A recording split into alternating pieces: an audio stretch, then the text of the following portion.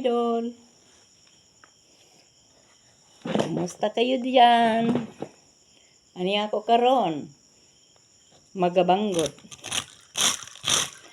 Mga idol, kung kinsay mga dagkog problema diha, una ay mga problema, una ay mga kaguol sa iyang kasing-kasing, kinsa tong gila ay napagpangalagad sa Ginoo o tungod sa dagko sa iyang problema, dili na ganahan mo simba, dili na ganahan mo ampo sa Ginoo, dili na ganahan mo basa og Biblia, kanimo igsuon.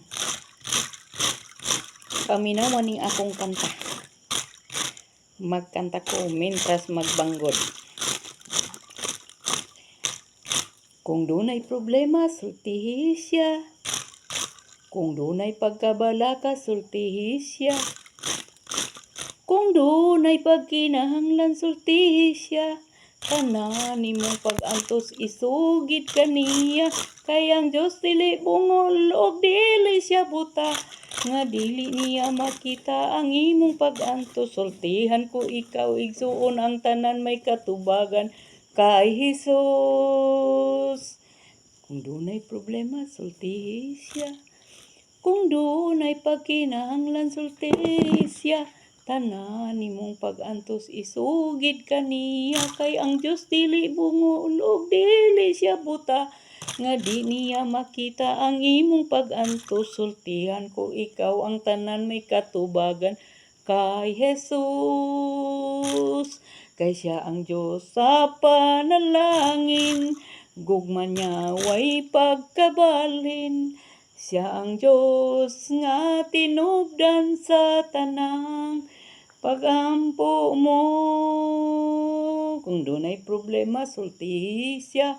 Kung dunay pagkinahanglan, sultihi siya. Kung dunay kabalaka, sultihi siya. Tanan nimong pag-antos isugid kaniya. Kay ang Dios dili bungol og dili siya butang. Nga di niya makita ang imong pag-antos. Sultihan ko ikaw ang tanan may katubagan kay Hesus. Kay siya ang Dios sa panalangin, gugma niya way pagkabalhin. Siya ang Dios nga tinubdan sa tanang pagampo mo. Kay ang Dios sa panalangin, gugma niya way pagkabalhin. Siya ang Dios nga katubagan sa tanang pagampo mo. Kung dunay problema, sultihi siya. Kung dunay pagkabalaka, sultihi siya. Tanan nimong pag-antos isugid kaniya. Kay ang Dios dili bungol og dili siya buta. Nakita niya ang tanan nimong pag-antos. Sultihan ko ikaw ang tanan may katubagan kay Hesus. Kay siya ang Diyos sa panalangin, gugma niya way pagkabalhin. Siya ang Diyos nga tinubdan sa tanang gikinahanglan mo. Siya ang Diyos sa panalangin, gugma niya way pagkabalhin. Kay siya ang Diyos nga tinubdan sa tanang gikinahanglan mo. Kay siya ang Diyos na panalangin, gugma niya way pagkabalhin. Siya ang Diyos nga katubagan sa tanang pagampo mo.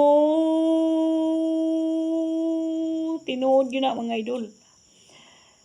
Kung isugid mo sa Ginoo ang tanan, siya gyud ang motubag sa imong giampo kaniya. Ug kung duna kay kabalaka, nining panahon nato karon nga puno sa unsa man nga trahedya ang niabot karon, unsa man ang problema nga niabot karon sa katawan, linog, ug daghang nangamatay, gutom. Sultihi ang Ginoo.